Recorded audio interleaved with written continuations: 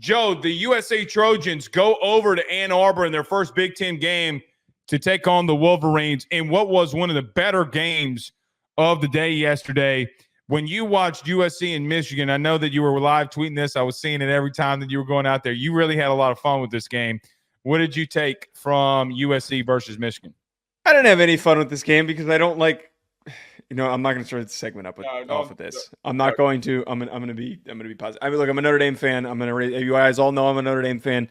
I think where to lean on Michigan first, I got to give Sharon Moore a ton of credit for finding a way to win when everybody was pointing and saying that you had no shot. Everybody was saying your season was completely done, that you had nothing left to prove. You have no quarterback to turn to.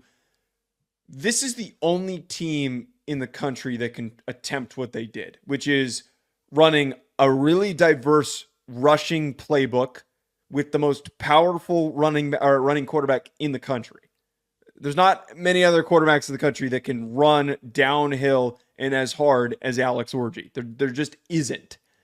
I have no idea if this can lead to continued success, but it's at least on film that they know how to overpower an opponent. I don't think that they can beat Ohio State playing like this, but I think that they can still finish this season really strong and win the rest of their Big Ten slate if they continue to grind out teams the way that they did in this game. And we were talking concerns with their offensive line. Their offensive line really impressed me, and more importantly, their defense reminded us that not only are they stout, but they have ridiculous playmakers to the tune of what Will Johnson did on that pick six. They can flip a game in any second. This Michigan team is better than we gave them credit for. I'm first to admit that. Well, what did Blake Ruffino say about Blake Ruffino? Never said that they were going to lose. We never said on this show that they were bad, but we counted them out. We assumed that they were going to lose to USC. That was kind of how that preview was framed. Yeah. Look, the Mullins kid is really good. And the last run that he had that led them into going in and scoring to win the football game, Joe, it was a massive deal. And you're right. Look, everybody in the country, everybody knew what they were about to do. They cannot throw the football. They can't. Alex Orji is not good at throwing the football, but he's sustained. They line up and they play power football. You early in the show said it was a 70s type of football game. Yeah, maybe it is, but it doesn't matter because there's still something to be said, like what they did last year, of a team that can line up, run the football, and play good defense. Joe, again, I will say this. There is a winning formula in college football or football in general when you can line up, run the ball, and play good defense. The last three teams that won a national championship, Georgia did it twice, Michigan did it this past year. When you can line up, run the football, and play good defense, you're going to win football games. That's just the bottom line. Joe, I have seen, this team behind me, LSU, I saw Les Miles do that exact thing and get to 2 national titles and win one of them. Like that, there is something to be said about something like that. Now, do I think that this team can get back to a national title? No, I don't. No. But I don't think people will give them enough credit for taking on a USC team, because everybody will say, well, USC defensively, they're not any good. They were. No, that was a physical team that you played. That was a bloodbath up front. And they put 8, 9 guys in the box, and it never mattered. 3 yards in a cloud of dust. Schembechler would be smiling right now about looking at that game. Here's the thing, though. Defensively, they finally played up to snuff and played up to par. And they could not get pressure against a good offensive line in Texas. Quinn had a lot of time. Josiah Stewart, welcome back, good friend. 2 big sacks in the game. They made Miller Moss's life a living hell. You talked about Johnson getting the pick 6. Joe, they're a very interesting team because you know exactly what their game plan is going to be. They got to play with the lead, though. Because if you ever get in a situation where a team can line up and drive one and go down and get 7 on you and can continue to score and your defense is off, you're going to lose because you have no shot of throwing the football with Orji. I mean, Joe, it's very hit or miss with them. Do I think that this game was highly impressive against a really good front seven? Look, Eric Gentry, we were talking about him in the pre-show. Dude, that USC front seven's good. I don't think people are going to take enough away from that. They lined up, ran the ball. Here's the thing that I'd say, too. 290 rushing yards, Joe. 290. That is insane. But when you line up and you run that many times, I mean, you're supposed to have that many yardage. But they really showed that they are a team, and Sharon Moore battled, and they were able to find a way. That's what good teams do. They find ways to win in tough moments. Last thing I'd say, too, Joe, when they were down and USC came back on them, and I got to be real with you, I was kind of skeptical if they could just run the football with 4 minutes left to go and score and win a football game. And, man, they did. Look, Alex Orji's going to get better, though, as a passer. I think he will get better. And I think that those are the things. The one thing that I would say, too, I don't think they gave him enough favorable throws. Am I off in saying that? Well, they were without Colston Loveland, so I think that they're, and they're in a tough circumstance where fair, very fair. He's the easiest target to go to, and I still don't really think that they've got any receivers that they can lean on. I agree with that point, though.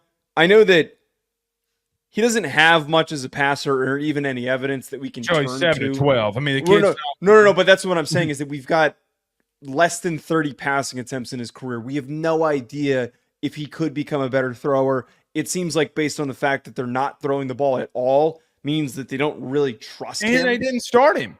And they didn't start him. I would give him the benefit of the doubt, though. The more that he plays, he could continue to get better and better. I would hope. And here's my big thing for Michigan and the rest of the season. They need to, as they're playing weaker opponents, attempt to open up the playbook, attempt to take some shots. He's a big, strong kid with a big arm. Let him take some shots. Just see if you can connect on some of them so that defenses have to prepare for that. Otherwise, someone's going to figure out how to stop you. Well, it's probably going to be Ohio State. What you're thinking about is going to Ohio State, and then you're going to have to open it up because eventually they are going to score. Well, they also play Oregon, too, which is, a more polished version of this USC team. Fair.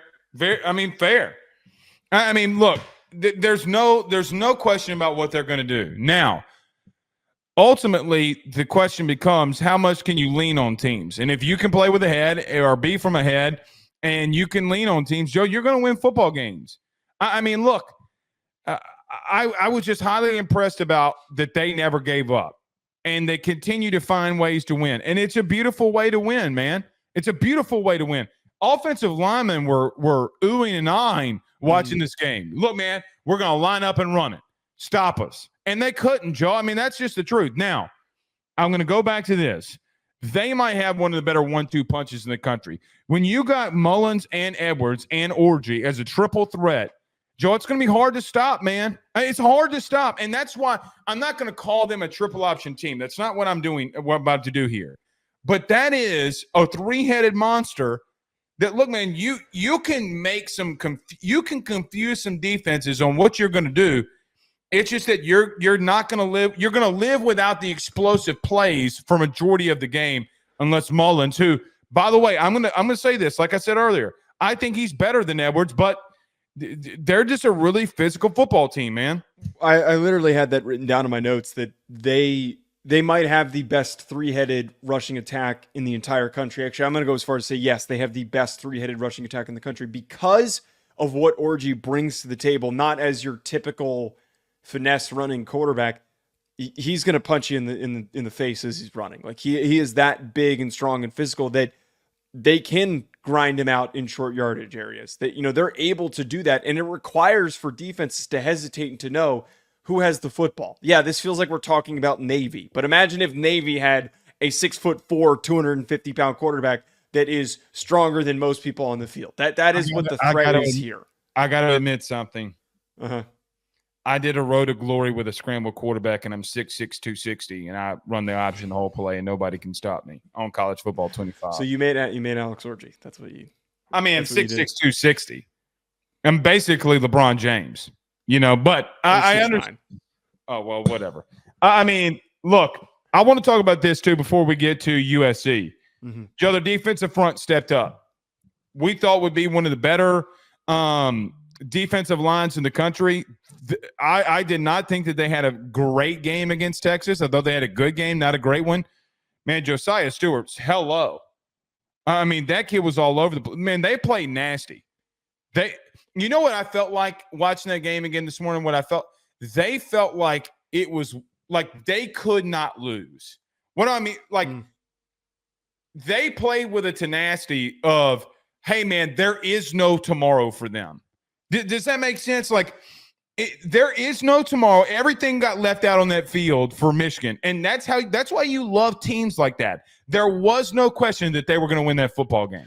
They didn't have that energy against Texas. I think that they need to, and we just talked about with Tennessee with galvanizing moments. Maybe that's what this is for this Michigan team, that they realize that they can trust their quarterback. There's no question of who's coming in on what series. And they know that there's a way to win. You know, there's a formula that if they do everything right and they approach it exactly the way that they did against USC, they can scrap out a win.